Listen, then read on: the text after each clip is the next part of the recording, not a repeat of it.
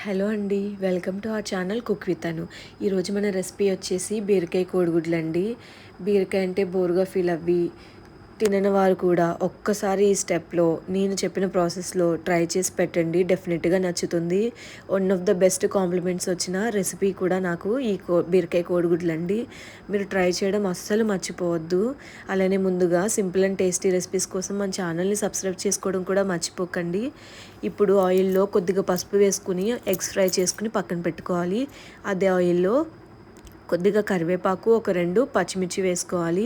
ఒక medium size onion వేసుకోవాలి. ఇక్కడ టిప్ వచ్చేసి ఒక్క మీడియం సైజ్ ఆనియన్ ఎలా సరిపోతుంది కూరకి అనుకోకండి. బీరకాయ కూర తీపి వస్తుందండి ఆనియన్స్ ఎక్కువ వేస్తే. సో ఒక మీడియం సైజు సరిపోతుందండి. ఇప్పుడు మనం కట్ చేసి పెట్టుకున్న బీరకాయ ముక్కలు వేసుకుని ఒకసారి కలుపుకోవాలి. ఇప్పుడు కొద్దిగా పసుపు, ఒక పావు స్పూన్ పసుపు, ఒక ముప్పావు స్పూన్ ఉప్పు వేసానండి. ఇక్కడ కేజీ బీరకాయలు ఉన్నాయి. ఒకసారి కలుపుకొని మూత పెట్టేసుకుని ఒక 5 మినిట్స్ తర్వాత తీస్తే ఇలా వాటర్ వస్తుందండి. ఈ టైంలో మనం ఒక ముప్పావు స్పూన్ కారం వేసుకోవాలి. ఎందుకంటే నేను 2 చిల్లీస్ వేసాను కదా, ఒక స్పూన్ కారం అని ఎందుకు చెప్పలేదంటే చిల్లీస్ కూడా నాకు స్పైస్ ఉన్నాయండి.